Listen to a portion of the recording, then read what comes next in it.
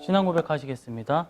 전능하사 천지를 만드신 하나님 아버지를 내가 믿사오며 그 외아들 우리 주 예수 그리스도를 믿사오니 이는 성령으로 잉태하사 동정녀 마리아에게 나시고 본디오 빌라도에게 고난을 받으사 십자가에 못 박혀 죽으시고 장사한 지 사흘 만에 죽은 자 가운데서 다시 살아나시며 하늘에 오르사 전능하신 하나님 우편한 자 계시다가 저리로서 산자와 죽은 자를 심판하러 오시리라. 성령을 믿사오며 거룩한 공예와 성도가 서로 교통하는 것과 죄를 사하여 주시는 것과 몸이 다시 사는 것과 영원히 사는 것을 믿사옵나이다. 아멘. 하나님 아버지 감사합니다. 오늘 우리가 이 시간 3일 예배를 통해서 주님 앞에 영광을 올립니다.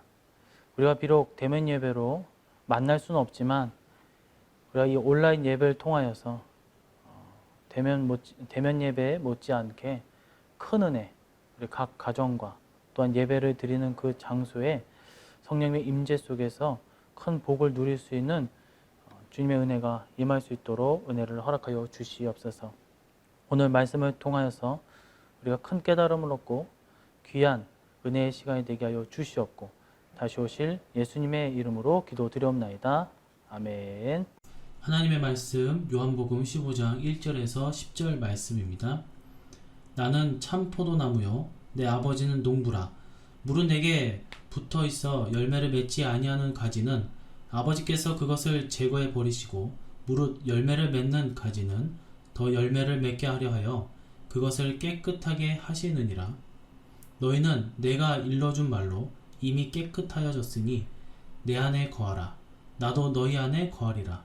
가지가 포도나무에 붙어있지 아니하면 스스로 열매를 맺을 수 없음같이 너희도 내 안에 있지 아니하면 그러하리라.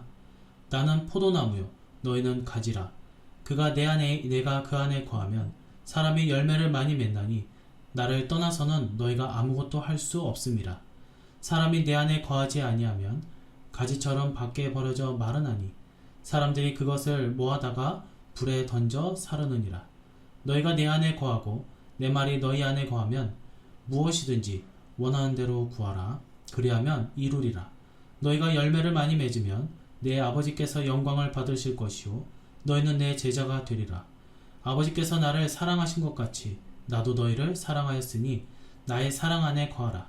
내가 아버지의 계명을 지켜 그의 사랑 안에 거하는 것 같이 너희도 내 계명을 지키면 내 사랑 안에 거하리라. 아멘. 네, 오늘 말씀은 요한복음 15장 1절에서 10절 말씀 중심으로 이 포도나무 가지가 열매를 맺는 방법이라는 말씀의 제목으로 하나님의 말씀을 전하도록 하겠습니다. 여기서 포도나무 가지가 열매를 맺는다는 것은 달리 말씀을 드리면 구원받은 백성들의 열매 맺는 삶을 의미합니다.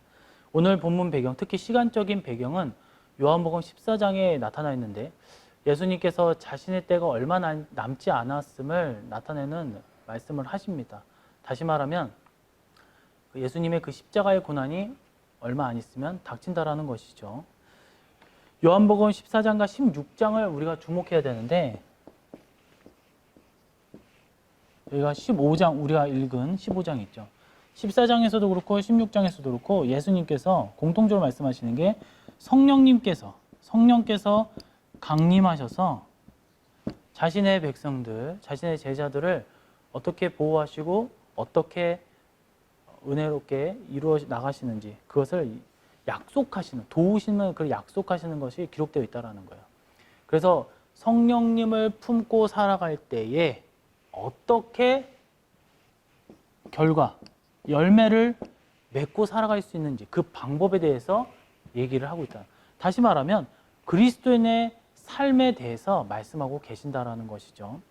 그래서 오늘 우리가 오늘 소개된 이 포도나무는 사실 무화과나무, 감람나무와 함께 많이 비유되는 나무인데 여기서 예수님께서 말씀하신 포도나무 가지는 바로 신약교회를 상징합니다. 신약교회 성도들을 의미한다라는 것이죠.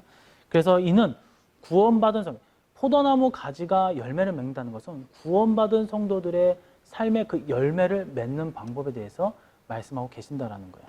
그래서 오늘 말씀 속에서 어떻게 우리가 예수님의 그 구원의 신앙의 그 열매를 맺을 수 있는지, 그것이 무엇인지 오늘 그 길을 우리가 찾아가면서 우리가 한 번씩 우리 함께 확인해 보면서 큰 은혜가 있기를 간절히 소망합니다. 첫 번째입니다. 먼저 예수님께서 우리에게 말씀하실 때 깨끗해야 된다 그랬어요. 깨끗해야 된다. 2절의 말씀 보니까 물은 내게 붙어 있어 열매를 맺지 아니하는 가지는 아버지께서 그것을 제거해 버리시고 물은 열매를 맺는 가지는 더 열매를 맺게 하려 하여 그것을 깨끗하게 하시느니라. 포도나무 가지가 열매 맺는 방법, 즉 구원받은 백성들의 열매 맺는 방법은 바로 먼저 깨끗해야 된다라는 거예요. 깨끗해야 된다. 좀 지울게요. 그래서 구원받은 자의 삶에 있어서 열매를 맺는 방법은 바로 먼저 첫 번째 뭐예요? 깨끗해야 된다. 깨끗해야 된다. 깨끗하여. 그래서 주님께서 말씀하시는 게 열매를 맺기 위해서 깨끗해야 된다라는 거야. 그래서 여기서 쓰여진 헬라어 카다이로는 이 깨끗하다로 쓰여진 이 헬라어 카다이로의 뜻이 뭐냐면 바로 속죄하다야. 속죄하다, 정결하게 하다. 그래서 여기서 말씀하고 계시는 이 깨끗하게 하다는 어떤 우리 옷이 더러워지거나 아니면 우리의 몸이 더러워서 목욕을 하거나 세탁을 하는 그런 의미가 아니다라는 거예요. 여기서 깨끗하게 하다라는 것은 바로 속죄입니다. 속죄. 그리고 정결하게 하는 것입니다. 그래서 우리가 먼저 열매를 맺기 위해서 해야 되는 일은 바로 정결하게 하는 거예요. 속죄를 먼저 해야 된다. 하나님 앞에 우리의 죄를 고백하는 거예요. 주님 앞에 우리의 죄를 고백하는 거예요. 다시 말하면 결국 무엇을 말씀하고 계시는 거예요? 거룩성입니다. 내가 얼마만큼 거룩하냐. 내가 그리스도인으로서. 그러니까 나 집사야. 나 권사야. 나 장로야. 나 목사야. 중요하죠. 그 직분 중요하죠. 하지만 그것보다 더 중요한 것인데 과연 믿는 자로서 과연 목사답게 권사가 권사답게 장로가 장로답게 거룩하냐 이거예요. 얼마만큼 깨끗하냐. 얼마만큼 카다이로 하느냐. 진심으로 주님 앞에 살아가고 있는가. 거룩성입니다. 왜 그럴까요? 이 거룩성을 갖고 있는 이 거룩함이 있는지 없는지에 따라서 뭐가 결정되는 거예요? 내가 선과 악이 구분되는 것이고 세상 사람들과 영적인 사람들 구분되어진다라는 거예요. 생각해 보세요. 내가 세상 사람들과 사는 거 별반 다를 바가 없어요. 세상 사람들은 물론 안 그런 사람도 있지만 극단적인 방법을 택할 때가 있어요. 뭐예요? 과정은 중요하지 않아. 뭐 수단과 방법을 가리지 않고 알아서 해. 어떻게 해서든 해. 결과만 좋으면 돼. 결과만 크게 나오면 돼. 이렇게 얘기를 한다는 거예요. 그 사람이 상처를 받든 그 사람이 고통에 따르든 중요하지 않아요. 그래서 사기꾼들이 무서운 게 어떤 심리적으로 봤을 때 좀 뭔가 좀 결여되어 있는 것 같죠. 그 사람이 얼마나 슬퍼하겠습니까? 얼마나 괴로워하겠 얼마나 죽고 싶어. 그런 마음을 몰라요. 내 이익만 추구하면 되는 거야. 취하면 되는 거야. 소유하면 되는 거야. 그런데 세상 사람이라도 올바른 것, 양심이 있고 윤리적으로 도덕적인 것을 알고 있다면 깨끗해야 된다는 거예요. 정치인들 깨끗해야 돼요. 기업인들 깨끗해야 돼요. 최대한 부정을 저지르면 안 돼요. 부패하면 안 돼요. 세상도 이런데. 그래서 그것을 방지해서 법이 있다는 거예요. 근데 세상도 이런데 영적인 우리 그리스도인들은 어떻게 살아가야 되겠냐라는 거예요. 거룩성을 띄어야 된다는 거예요. 그래서 우리가 먼저 너희가 열매를 맺고 싶으냐? 너희가 열매를 맺는 방법에 대해서 알려주겠다 이거예요. 그것이 먼저 뭐예요? 첫 번째로 바로 이 깨끗해야 된다라는 깨끗해야 된다. 카다이로 해야 된다라는 거예요. 즉 속죄하고 정결하여서 거룩성을 띄어야 된다. 니네가 얼마나 거룩하냐. 말씀을 읽는데 얼마나 거룩하냐. 기도를 하는데 얼마나 거룩하냐. 예배를 드리는데 얼마나 거룩하냐. 예배를 드리는데 거룩함이 없어요. 말씀을 찬양을 드리는데 말씀을 우리가 묵상하고 기도하는데 거룩함이 없어요. 빈 껍데기라는 거예요. 하나님께서 받지 아니하셔요. 영광된 자리가 아니에요. 나를 위해서 살아가고 여전히 내 욕심대로 좌지우지하고 하나님이 없어요. 그래서 오늘 주님께서 중요하게 말씀하신 것은 바로 열매를 맺는 방법에 대해서 말씀하신 바로 거룩성을 말씀하고 계신다라는 거예요. 깨끗해야 된다. 그리고 두 번째로 이 카다이로가 갖고 있는 뜻은 무엇이냐? 내가 처음에는 속죄하고 정결해야 된다고 그랬어요. 그리고 가지를 친다. 가지를 치다. 그리고 제거하다라는 의미가 있습니다. 제거하다. 그러니까 이게 무슨 말이에요? 내가 카다이로 깨끗해야 되는 것은 당연히 내가 속죄하고 정결해서 죄로 멀어져야 돼요. 정결해야 돼요. 그런데 여기서만 끝나는 것이 아니라 내가 어떠한 일을 할 때 그리스도인이 그리스도인답게 하기 위해서 이것이 죄는 아니에요. 죄는 아니지만 이것 때문에 내가 그리스도인의 삶을 방해하는 것들, 이것 때문에 내가 믿는 어떤 삶을 살아가는 것이 나를 자꾸 발목을 잡는 것들, 그런 것들을 제거해야 된다는 거예요. 그래서 여기에선 깨끗하다라는 삶은, 열매 맺는 방법 첫 번째 깨끗하다라는 것은 내가 주님 앞에 속죄하는 것도 맞아요. 정결하는 것도 맞아요. 그러나 우리의 삶에서 죄는 아니에요. 예를 들어서 돈이 많은 게 죄는 아니에요. 내가 좋은 차 끌고 다니는 게 죄는 아니에요. 좋은 집에서 사는 게 죄는 아니에요.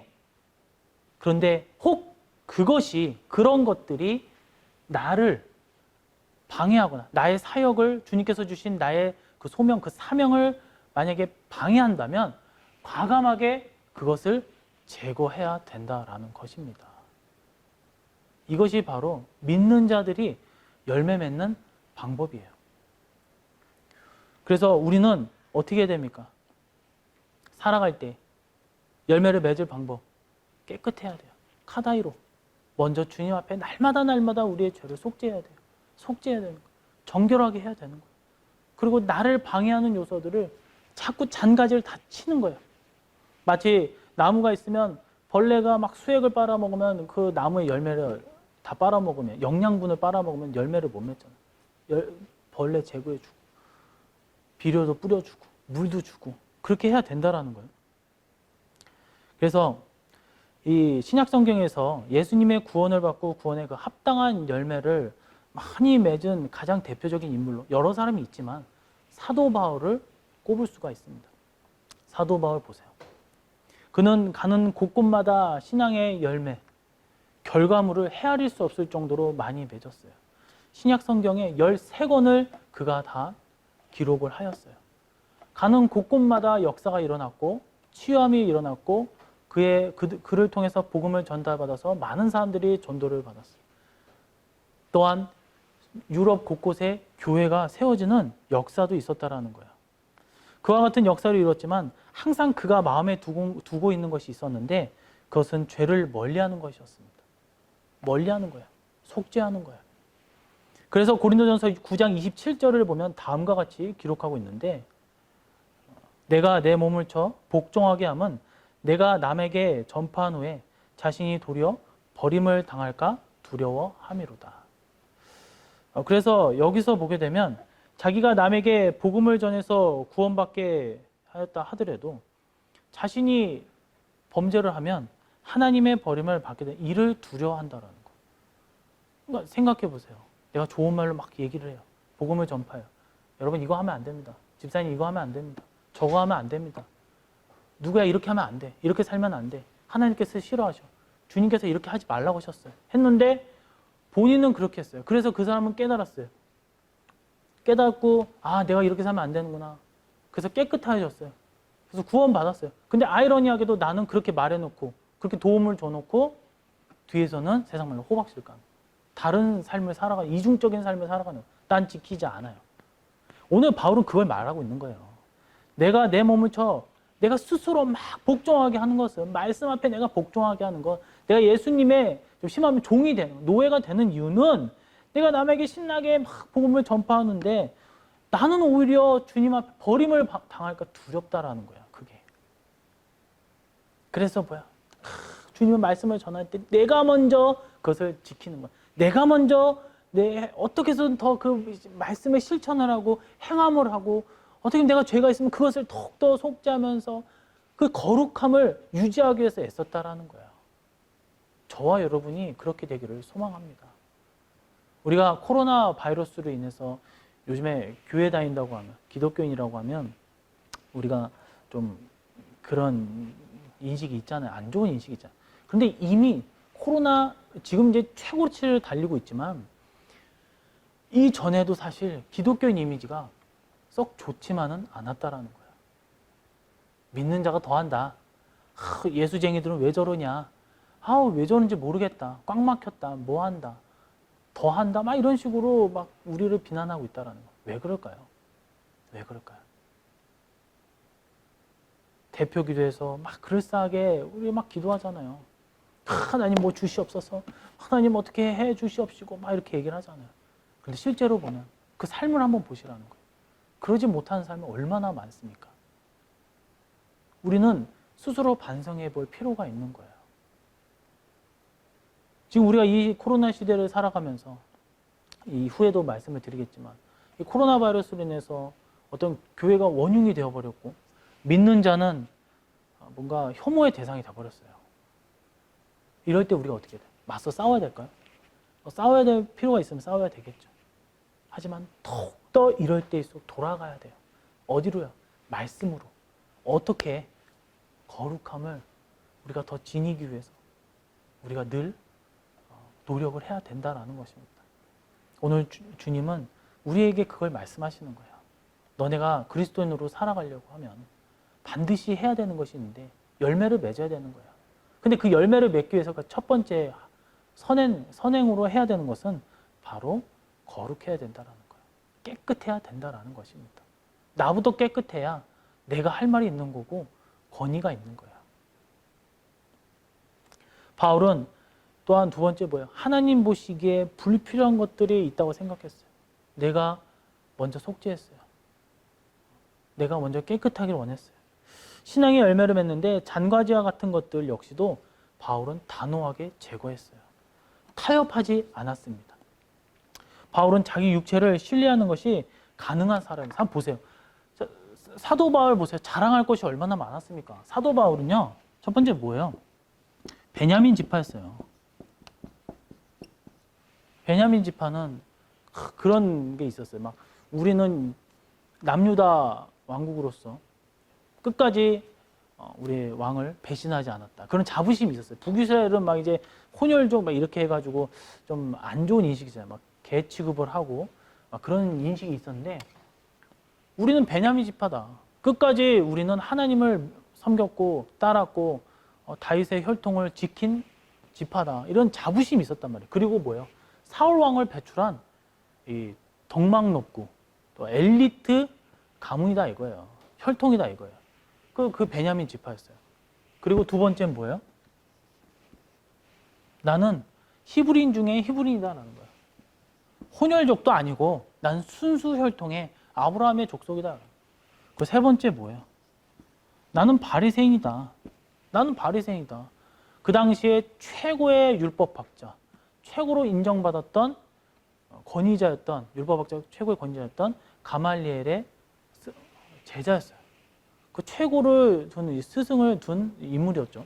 그리고 또 뭐였어요? 나는 바리새인이라는 거는 이제 율법학자 능통한 사람이니까 머리가 좋았던 거죠.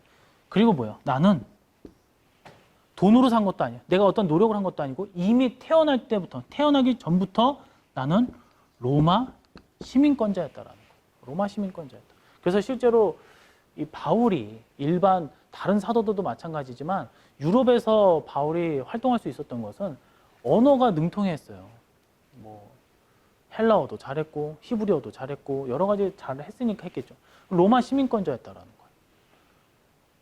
우리는 이제 잘 피부로 못 느끼겠지만 이 로마 시민권자가 오늘날 미국 시민권자보다도 더 막강했을 거예요. 그러니까 오늘날 보면은 어떻게 해서든 미국 이민 가가지고 영주권 따려고 애쓰고 영주권 딴 다음에 이제 시민권 따려고 막 애쓰잖아요. 혜택을 받으려고. 그런데 이 사람은 내가 돈 주고 산 것도 아니라는 거야. 바울은. 로마 시민권자라는 거야. 그런데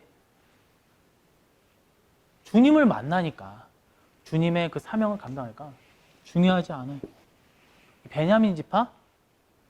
중요하지 않아요. 히브리인? 중요하지 않아요. 바리새인? 율법학자? 내가 가말리엘을 스승을 둔 이 뛰어난 제자? 중요하지 않아요. 우리 집안 로마 시민권자? 중요하지 않아요. 그냥 잔가지예요.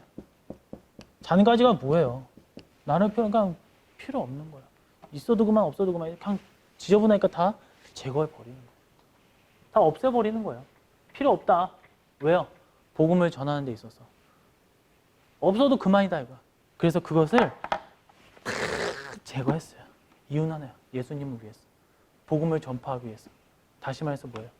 포도나무 가지로서 열매를 맺기 위해서. 사도 바울의 삶이 이렇다라는 거예요. 우리도 바울과 같은 생각과 삶을 살아가시기를 간절히 소망합니다. 바울이 위대하죠. 죄를 철저히 버리고 어떻게 보면 대단한 환경 속에 있었지만 그것을 다 배설물 취급을 하고 잔가지 취급을 다 했어요. 이것이 진정한 구원받은 자의 합당한 삶입니다. 오늘날 이런 사람들이 더 필요하지 않을까 생각되어집니다. 그래서 저와 여러분은 포도나무 열매를 맺는 이 삶을 살아갈 때 먼저 깨끗하시길 바랍니다. 그리고 우리의 잔가지를 다 제거하시기를 바랍니다. 그랬을 때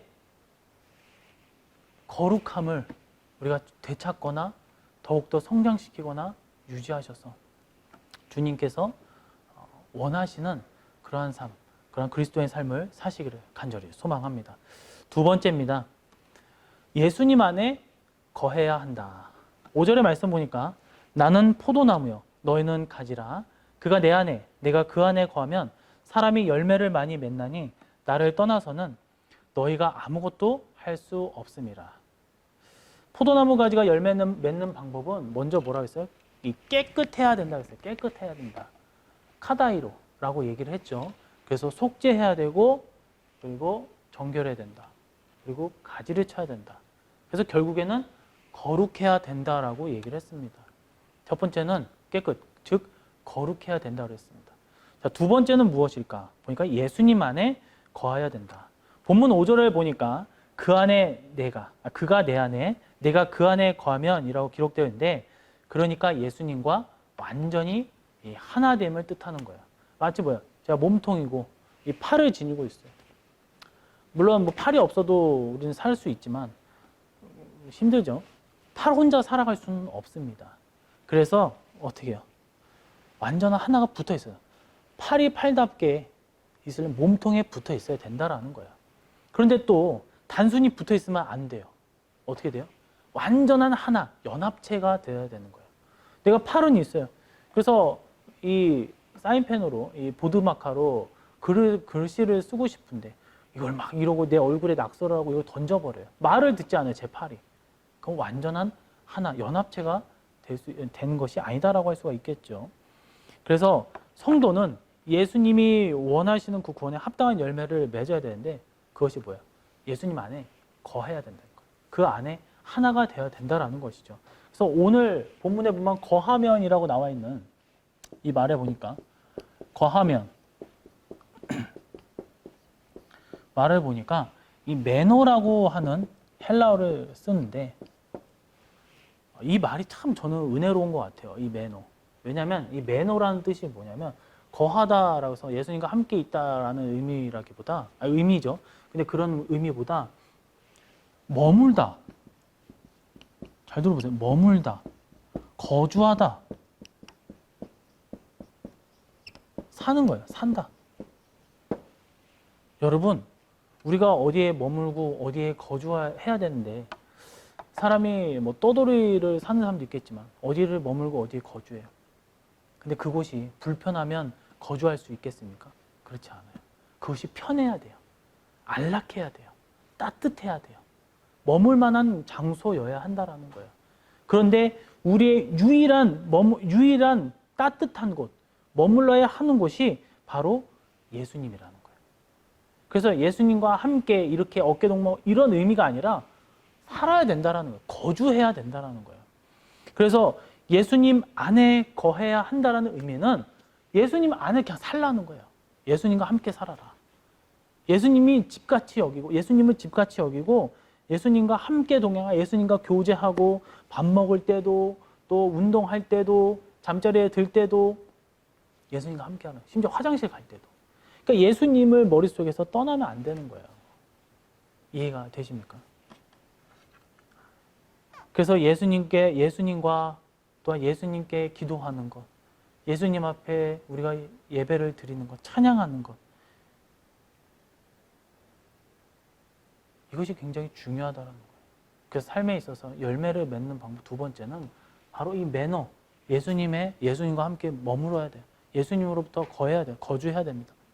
그런데 이 연합하는 것, 우리가 이거 하나가 되는 것이 사실 말로는, 이론으로는 얼마든지 얘기할 수 있지만 우리가 사는 데 있어서 상당히 어색하고 어려운 경향이 있는 경우가 있습니다. 하지만 이게 최우선이 되어야 된다는 거예요. 예수님과 함께하는 것. 어떤 일을 하기보다 어떤 사역을 감당할 수 있게 먼저 예수님과 친해져야 된다는 거예요. 예수님 없이 어떻게 전도합니까? 예수님 없이 어떻게 교회에서 봉사합니까? 어떻게 직분을 받을 수 있습니까? 어떻게 저도 말씀을 전할 수가 있겠습니까? 어떻게 찬양하고 기도할 수 있겠습니까? 예수님 곁에 머물고 예수님과 함께하고 예수님 곁에 남아 있어야, 그걸 노력하고 힘써야 된다는 거예요. 그것이 성도가 신앙의 열매를 맺는 방법의 하나라는 것입니다. 앞서 말씀드린 사도 바울을 다시 한번 언급하자면, 사도 바울은 거룩하고자 죄를 멀리하고자 힘썼다고 했어요. 거룩하고자. 그리고 또 뭘 했어요? 잔가지를 쳤어요. 얼마든지 육의 장점들이 많았던 사람이었습니다. 그런데 그가 오직 힘썼던 건 그런 것이 아니에요. 오직 내가 예수님과 함께 거하는 것, 예수님밖에 없었다라는 거예요. 육에 자랑할 게 얼마나 많았습니까? 집안도 좋죠, 학벌도 좋죠. 그런데 그걸 자랑하지 않았어요. 그래서 신약 서신서에서 우리가 주목해야 할 몇 가지 표현들이 있는데, 바로 그리스도 안에서, 그리고 주 안에서, 그리고 예수님 안에서라는 표현을 그가 많이 썼다라는 거예요. 철저히 예수님과 함께하는 그 삶을 나타냈다라는 것이죠. 그런데 이 중에 그리스도 안에서라는 표현이 신약 성경에서 무려 33회나 나타나야 되는데, 딱 2번을 빼놓고 31회를 바울이 사용했다라는 거예요. 그리고 또한 주 안에서, 신약에서 이 38회나 돼가지고 이 주 안에서라는 말을 쓰게 되는데, 딱 한 번을 빼고 37회를 바울이 썼다라는 거예요. 그리고 마지막으로 예수님 안에서라는 표현을 35번이나 쓰게 되는데 모두 바울이 사용하였다라는 것입니다. 이게 무슨 말이에요? 바울은 예수님 안에, 그리스도 안에, 주 안에서 늘 힘쓰고자 했던 증거가 기록되어졌다라는 것입니다. 사랑하는 성도 여러분, 제가 한번 질문을 하나 올릴까 합니다. 요즘에 그리스도인이라고 어디 가서 말할 수 있습니까?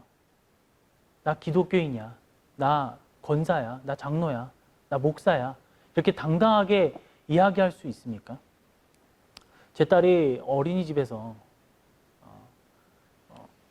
차가 오면은 집에서 어린이집 가고, 또 시간이 되면 4시 좀 넘어서 집으로 오는데, 차를 타고 집으로 오는데, 주로 이제 저도 교회에 있고 제 아내도 교회에 머무는 경우가 많고, 할아버지 할머니도 교회에 있다 보니까 이 교회에 오는 경우가 많았어요.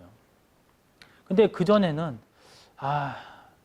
이 어린이집 보내면 이 코로나 바이러스 괜찮을까 싶었는데, 이제는 뒤바뀌었잖아요. 오히려 교회가 코로나 바이러스의 원흉지가 되어서 믿는 자가 오히려 코로나 바이러스의 어떤 근원지가 되어버렸잖아요. 그러니까 이제 교회에서 아이를 받을 때, 또 제가 목회자라는 걸 알잖아요, 선생님들이. 괜히 좀 민망한 거예요. 그리고 아이를 받으면 선생님들도 저를 좀 피하는 것 같고, 막 인사를 해도 막 얼른 하고 도망가듯이 이렇게 하는 것 같고, 괜히 이제 자격지심일 수도 있는데, 지금 우리가 삶이 그렇다라는 거야. 어디에서는 댓글 이런 데 보면 믿는 자들 다 내쫓아야 된다, 그런 식으로 얘기를 하는데, 어찌 됐건 간에 교회 다닌다고 하면 돌 맞을 것 같아요. 힘들어요. 근데 이런 때일수록 더욱더 우리가 해야 될 것이 있어요. 잊지 말아야 될 것이 있습니다. 더 보여줘야 되는 것이 있어요. 그냥 단순히 내가 직분을 내놓는 것이 아니라, 내가 교회 다님을 더 티내는 것이 아니라, 물론 그래도 상관없지만 우리가 우선순위에 둬야 되는 것은 바로 더욱더 이럴 때일수록 그리스도 안에서 머무는 것, 더욱더 주 안에서 우리가 머물기 위해서 힘쓰는 것, 내가 그 예수님 이름 아래, 그 깃발 아래 거기에서 내가 거하는 것. 보세요. 열매를 맺는 방법 두 번째가 뭐라 했어요? 매너. 단순히 나 예수님과 함께 동행하면 이게 아니라 머물러야 돼요. 거주하는 곳입니다. 마치 내가 시간이 되면 직장에서 내가 거주하는 게 아니잖아요. 직장에서 내가 사는 것이 아니잖아요. 내 집이 있어요. 내가 어디서 일을 하든 내가 반드시 돌아가야 될 집이 있어요. 그 집을 가듯이 뭐예요? 예수님께 늘 거주해야 되는 거예요. 늘 머물러야 돼요. 예수님께 돌아가야 된다는 거예요. 우리는 그리스도 안이 아니라 자꾸 밖으로 나가려고 하지 않습니까? 그러면 안 된다. 큰일 난다라는 거예요. 사람의 눈치, 벌금, 코로나 바이러스, 위축, 그런 게 아니에요. 가장 먼저 우리가 논해야 될 것, 먼저 우선순위에 둘 것은 예수님이에요.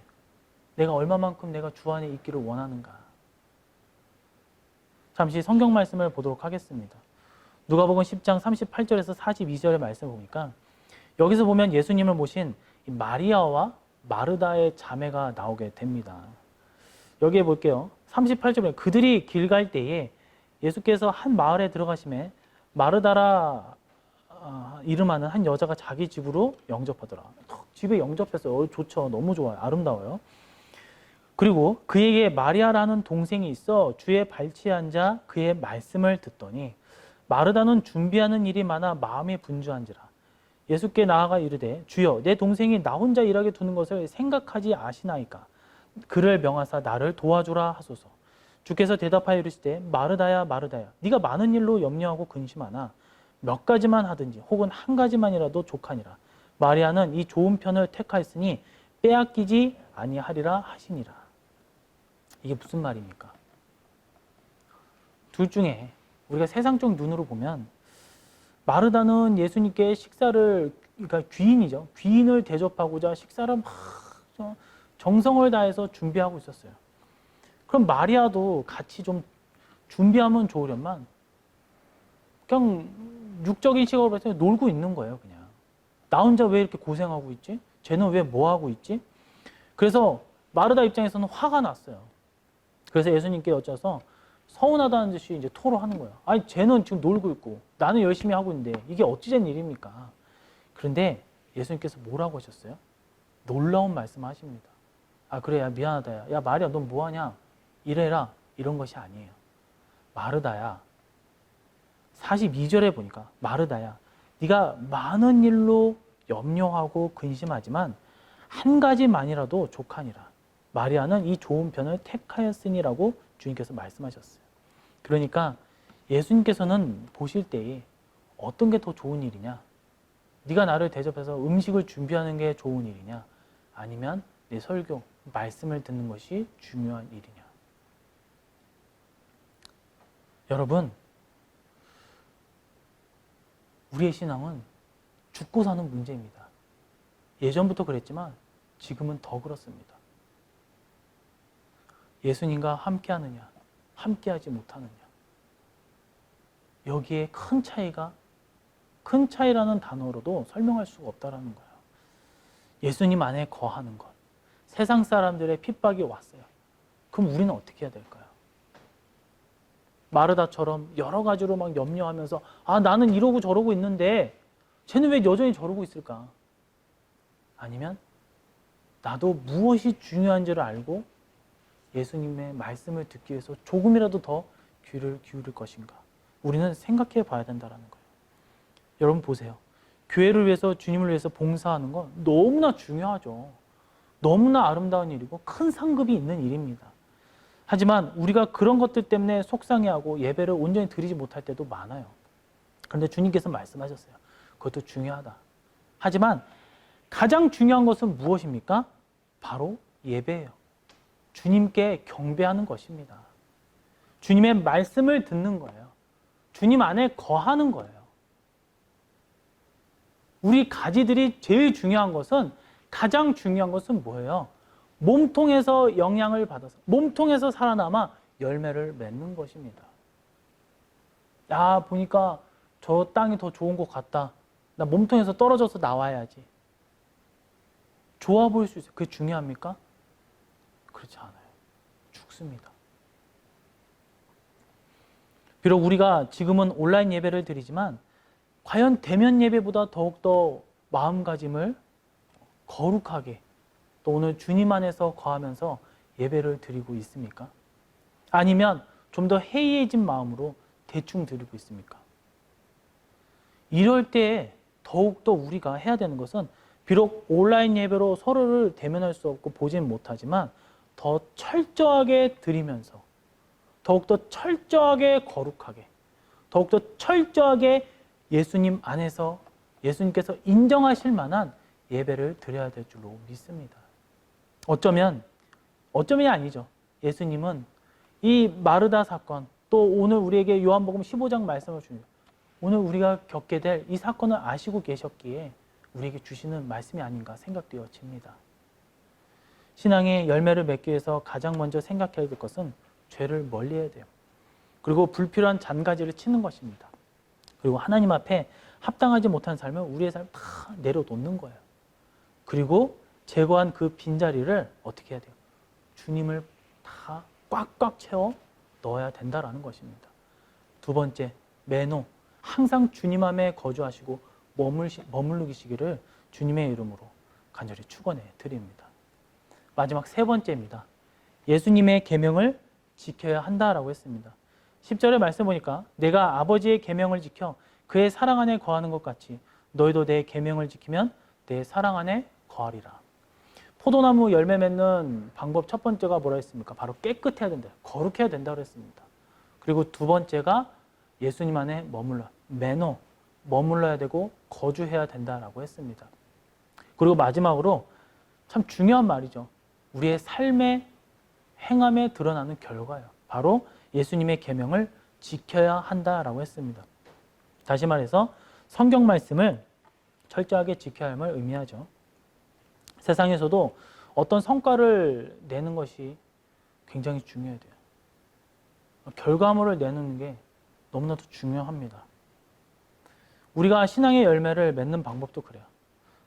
세상에서도 법을 지키면서 내야 되지만 우리 믿음의 그 신앙의 열매를 맺을 때도 다른 곳으로 맺는 것이 아니라 뭐예요? 하나님의 말씀으로 그것을 또 지키면서 맺는 것이라는 거예요. 하나님의 말씀이 없는데 어떻게 좋은 열매를 맺을 수가 있겠습니까? 여기서 예수님께서 하나님의 말씀을 지켰어요. 이 지킨다라는 것이 무엇입니까? 바로 순종함을 의미합니다. 아담이 하나님의 말씀을 지키지 않았다는 것은 무엇입니까? 죄를 지었다는 건 무엇입니까? 바로 하나님의 말씀에 순종하지 않았다는 거예요. 여기서 예수님께서 내 계명을 지키면이라고 하실 때 이 지켜라는 표현이 가지는 의미를 우리는 주목할 필요가 있습니다. 여기서 지켜로 사용된 헬라어 단어가 이 텔레오라는 뜻을 지니고 있습니다. 텔레오. 이 텔레오라는 헬라어를 가지고 있는데 이는 주의하다, 조심하다, 그리고 보존하다라는 의미를 갖고 있어요. 뭐 여러 가지 있지만 주의, 조심, 보존입니다. 보존. 그래서 우리가 예수님의 말씀을 우리가 이제 지켜 나갈 때 항상 늘 뭐예요? 주의해야 돼요. 늘 조심해야 되고 그것을 보존해야 돼요. 다시 말씀을 드리면 내가 가감하면 안 돼. 빼거나 더하거나 왜곡시키면 안 된다라는 거예요. 바리새인들 보세요. 그때 당시 서기관 바리새인들 얼마나 덕망 높은 사람들이었고 존중받았어요. 그런데 예수님 보셨을 때 엉망진창이었다라는 거예요. 맞는 것이 하나도 없었다라는 거예요. 율법을 달달달달 외우고 그들이 뭐 조항 중에 613가지가 있다고 하는데 그걸 다 외우고 그것을 막 한다라는 거예요. 그런데 예수님 봤을 땐 다 쓸데없는 거였다. 제대로 하나님의 말씀을 지키지 않았다. 지키지 않았다는 그 텔레오가 없었다는 거예요. 다시 말해서 이 텔레오가 뭐예요? 주의하지 않았고 조심하지 않았고 온전히 보존하지 않았다라는 거예요. 그래서 우리의 삶에 있어서 열매를 맺는 방법 첫 번째, 두 번째, 세 번째가 뭐야? 하나님의 말씀을 지켜야 되는데 그 지켜야 된다라는 그 텔레오가 뭐야? 주의할 필요가 있다라는 거예요. 조심해야 돼요. 조심해서 접근해야 돼요. 겸손하게. 그리고 보존할 필요가 있다라는 것입니다. 마태복음 19장 19절에서 20절을 보니까 우리가 잘 아는 부자 청년 이야기가 나와요. 한번 읽어보면 이르되 어느 계명이 오니까 예수님께서 이제 부자 청년이 예수님께 찾아왔어요. 그러니까 그가 궁금한 게 있었어요. 그게 뭐냐면 어떻게 하면 내가 영생을 얻을 수 있을까? 그러니까 흔히 말하면 구원을 받을 수 있을까? 이 청년은 이게 너무 궁금했어요. 그래서 내가 어떻게 하면 영생을 얻을 수 있겠습니까? 선생님이라고 얘기하니까 예수님께서 말씀하시죠. 이르되 네가 계명을 지키라. 그래서 어떤 계명을 말합니까? 그러니까 살인하지 말라. 간음하지 말라. 그리고 도둑질하지 말고 거짓 증언하지 말고 부모를 잘 모셔 공경하라라고 말씀하셨습니다. 그래서 내 이웃을 그리고 중요하게 있어요. 마지막 내 이웃을 자신과 같이 사랑하라. 그 청년이 이르되 이 모든 것을 내가 지켰습니다. 지켰사오는데 무엇이 부족합니까? 그러니까 예수님도 이 청년이 지켰다라는 걸 알았다라는 거야. 그러니까 예수님이 거기서 뭐예요? 어떻게 하면 천국에 들어갈 수 있습니까? 청년이 묻자 계명을 지키는데 이 질문 자신 있게 다 지켰다고 얘기했어요. 그리고 예수님께서 하신 말씀 마지막에 말씀 보면 내 이웃을 뭐예요? 내 몸과 같이 사랑하라고 그랬어요. 이게 핵심 포인트예요. 내가 부모도 잘 지켰습니다. 간음하지도 않았습니다. 도둑질하지도 않았습니다. 거짓 증언하지도 않았습니다. 자, 할 수 있어요. 그런데 문제는 뭐야? 이제는 부모도 남이 아니잖아요. 다 할 수 있어요. 이게 나랑 관련된 건 다 할 수 있어요. 그런데 이제 잘 모르는 내 이웃을 내가 이제 섬겨야 되고 봉사해야 되고 사랑해야 되는데 예수님께서 내 이웃을 자신과 같이 사랑하라고 했어요. 그러면서 말씀하시기를 뭐냐면 내 소유를 저 불쌍한 자들, 가난한 자들을 다 팔아서 나를 따르라 했어요. 만약이라는 거 없지만 만약에 우리가 예를 들어서 만약에 좀 생각을 해보면 만약에 이 청년이 믿음을 갖고 모든 소유를 팔고 예수님을 따랐다면 아마 12제자 속에 아마 어떻게 보면 13제자가 되지 않았을까. 그만큼 주님께서는 인정을 하셨다라는 거예요. 그런데 마지막에 어떻게 됐습니까? 그 돈 많은 것 때문에 재물이 많은 것 때문에 깊이 고민하면서 집으로 도망갔다는 거예요. 그래서 그 다음에 나온 유명한 말이 부자가 천국에 가는 것은 낙타가 반입기로 도망간 것보다 어렵다라는 말이 나오는 거죠. 영생을 얻고 싶었어요. 모든 것을 다 줄 수 있었어요. 어떠한 일을 하더라도 명령을 한다면 그걸 다 지키려고 했어요. 그런데 딱 재물에 걸려버린 거예요. 안 되는 거예요. 형식적으로 계명을 지켰을지는 몰라요. 하지만 그 계명 이명에 담겨진 이웃을 내 자신과 같이 사랑하라는 그 깊은 뜻을 부자 청년은 이해하지 못했습니다. 슬픈 기색을 하고 주님을 떠났어요. 진리이신 영생의 그 핵심 비밀이 담겨진 주님을 제대로 바라보지 못하고 버린 거죠. 버리고 다시 세상으로 돌아갔다라는 거예요. 이 부자 청년을 통해서 알 수 있는 것은 무엇입니까? 과연 우리는 열매를 맺기 위해서 무엇을 하고 있습니까? 얼마만큼 말씀을 주의하고 조심하고 보존하면서 그래서 결국 말씀 그대로 말씀 100% 그것을 품고 그것을 다른 이들에게 보여주고 있습니까? 교회에서 아까도 말씀 거룩하게 대표 기도하고 뭐하고 하고 있는데 딱 갑자기 예배 딱 끝나고 뭐하면 돌변해가지고 막 거친 소리하고 막 분내고 싸우고 시기 질투하고 거짓말하고 허풍 떨고 부자 청년이라는 거예요. 바리새인이라는 거예요. 말씀을 보존해야 됩니다. 말씀을 보존한다는 건 우리가 지켜야 된다는 거예요. 그래야 신앙의 열매를 맺을 수 있을 줄로 믿습니다. 말로만 떠드는 거 말고, 거짓 증언하는 거 말고, 늘 조심하면서, 늘 주의하면서, 내가 한마디 던질 때 어떻게 하면 좀 더 귀한 말을 할 수 있을까? 어떻게 하면 주님께서 말씀하신 것을 전할 수 있을까? 어떻게 하면 이것이 내가 하는 행동 하나하나, 손가락 하나 움직이는 것이 주님께서 나를 귀하게 여기실까? 기뻐하실까?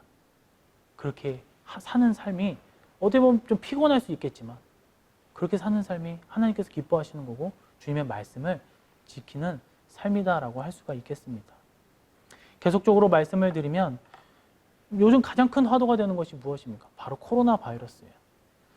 코로나 바이러스는 뉴 노멀 시대, 즉 이제는 새로운 표준이 새로운 일상으로 이제 자리 잡았어요. 그러면 이 코로나 바이러스 이 시대 속에서 우리 이 과제를 떠안게 됐는데 코로나 바이러스 이제 팬데믹 이후 전혀 다른 세상이 우리 사회에 이제 펼쳐지고 있는 거예요. 코로나 바이러스는 한마디로 21세기의 본격적인 어떤 시발점이 되었습니다. 20세기의 시작이 1900년의 시작이라고 하지만 세계 1차 대전 거기에 시작을 두고 있는데 이제 21세기도 2000년에 시작되었다고 하지만 본격적인 시작점은 바로 21세기. 큰 변화를 준 것이 바로 코로나 바이러스라는 거예요. 이제 말 그대로 전혀 다른 삶을 우리가 살아가고 있습니다. 우리의 삶을 한번 돌아보자 이거예요. 얼마 전 신문 뉴스를 보니까 소상인들이 일반 음식점을 하다가 홀이 있는 음식점을 하다가 어려워지니까 배달 전문 음식점으로 바뀌었어요. 다른 직장들 어때요? 이제는 집에서 하는 재택근무로 바뀌었어요. 교회는 어떻습니까? 나와서 공적인 예배를 대면 예배가 아닌 온라인 예배로 바뀌고 있어요. 완전 판도가 지금 세상의 문화가 바뀌고 있다는 거예요. 자, 이럴 때에 세상의 물결 속에 우리의 몸을 담그고 휩쓸려서 같이 떠밀려 갈 것인가? 아니면 완전히 배척을 하고 이건 아니야 하면서 나는 나대로 갈 것인가? 아니면 이쪽에 발을 담기고 또 이쪽도 발을 담궈서 내가 가운데서 적절하게 보면서 나아갈 것인가? 지금 이 시대를 우리는 분별해야 된다라는 거야. 우리 주님은 마태복음 16장 3절에서 시대의 표적을 분별해야 함을 이미 우리에게 가르쳐 주고 계셨어요. 그 시대에 맞는 합당한 삶, 합당한 신앙의 모습을 간직해야 된다라는 것입니다. 종말인데도 종말인지도 몰라요. 주님이 이제 재림하신다 하는데 제대로 듣지를 못하고 있어요. 어찌 하나님의 뜻을 이러면서 바로 행하며 살아갈 수가 있겠습니까? 사랑하는 성도 여러분, 포도나무 가지가 열매를 맺듯이 성도가 신앙의 열매, 믿음의 열매를 맺으려면 그 무엇보다도 말씀을 바로 알아야 돼요. 내 멋대로 해석하고 잘못된 말을 듣는 것이 아니라 주의해야 돼요. 그리고 조심해야 돼요. 그리고 그것을 보존하면서 100% 가감하지 아니한 그 말씀을 품고 그대로 행하는 삶을 살아야 된다라는 것입니다. 오늘 말씀을 맺도록 하겠습니다. 오늘 본문을 통해 포도나무가 열매를 맺는 방법 3가지를 우리는 알아보았습니다. 첫 번째는 뭐예요? 깨끗해야 된다. 깨끗해야 된다. 카다이로라고 말씀을 하셨죠. 속죄, 정결. 이것은 깨끗하다는 것은 거룩함을 우리가 갖고 있어야 된다는 거예요. 되찾아야 된다. 우리가 회복해야 된다는 거예요. 그리고 두 번째로는 뭐예요? 주님 안에 거해야 된다. 매너, 머물러야 돼. 거주해야 되는 거예요. 거기에 삶 자체 우리가 매일매일 돌아가야 되는 거예요. 집처럼 편안하게 우리가 하나가 되어야 된다는 거예요. 거기에서 어색하는 것이 아니라 이거 우리 집 같지가 않은데 남의 집 같아서 불편한데 이것이 아니라 내 집처럼 편안하게 하나의 연합체가 되어야 된다는 것입니다. 그리고 마지막 3번째가 무엇입니까? 하나님의 계명을 지켜야 된다고 했어요. 지켜야 된다. 하나님의 말씀을 지키는 것은 곧 뭐라고 했습니까? 텔레오, 주의, 조심, 그리고 보존한다고 했어요. 말씀을 보존하는 것. 100% 가감하지 아니하고 100% 순수한 그 결정체를 우리가 품고 우리가 그것을 하나하나 생각하면서 말하고 행하는 것. 그것이 바로 열매를 맺는 방법이다라고 하였습니다. 우리는 오늘 이 말씀을 기억하셔서 늘 거룩하고자 힘쓰시기를 소망합니다. 늘 하나님 안에 주님 안에 거하는 삶, 예수님과 교제하는 삶을 사시오. 비록 이 시대가 어두워요. 핍박받을 수 있어요. 그리스도인이 부끄러울 수 있어요. 말 함부로 할 수가 없어요. 그러나 세상 사람들 눈치를 보는 게 아니에요. 이럴 때일수록 더욱 우리가 관심을 갖고 더욱더 붙잡아야 되는 것은 주의 말씀이요, 주님 안에 거하는 것이요, 그리고 더욱더 거룩한 것입니다. 그랬을 때에 어두운 이 시대 속에서 정말 한 줄기의 빛이 보이며 그 빛을 따라갈 때에 큰 구원의 주님의 그 놀라우신 역사하심과 그 큰 복과 그 축복을 누리시는 주님의 복된 자녀들이 되시기를 주님의 이름으로 간절히 축원해 드립니다. 기도하겠습니다. 하나님 아버지 감사합니다. 말씀이 점차적으로 사라지고 예배와 건의, 교회의 건의가 약해지고 있는 이 종말의 시대 속에서 우리가 해야 될 것은 결국 깨끗해야 되고 우리가 거룩하여져서 우리가 주님 안에서 말씀 중심으로 그 계명을 지켜야 됨을 오늘 말씀을 통해서 다시 한번 깨닫게 됩니다. 주께서 우리를 지켜주시옵시고 이 코로나 바이러스 이 시대 속에서 비록 우리가 더욱더 암담한 시대 속에서 살아가고 있지만 더욱더 오늘 말씀을 기억하면서 우리가 말씀을 그 보존함에 그 행함이 드러나면서 사람의 눈치가 아닌 사람의 인식을 우리가 두려워하는 것이 아니라 오직 주님 안에서 또한 주님의 그 인식 속에서 주님의 그 빛 아래 그 가호 안에서 우리가 살아갈 수 있도록 은혜를 내려 주시옵소서. 그랬을 때 어지러운 세상 속에 빛이 나며 구별되는 주님의 참된 백성들이 되게 하여 주시옵고 우리와 우리 교회들을 주님께서 악한 세력들로부터 바이러스로부터 지켜주셨을 때에 더욱더 우리가 건강하고 주님 앞에 마지막 때에 크게 사용되어지는 우리 일산육교 또한 우리 성도님들이 될 수 있도록 은혜를 덧입혀 주시옵소서. 함께 해주실 것을 믿사오며 다시 오실 예수님의 이름으로 기도드리옵나이다. 아멘.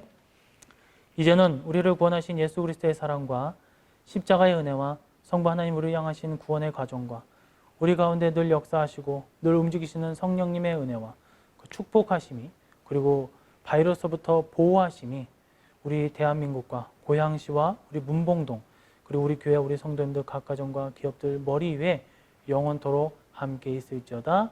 아멘.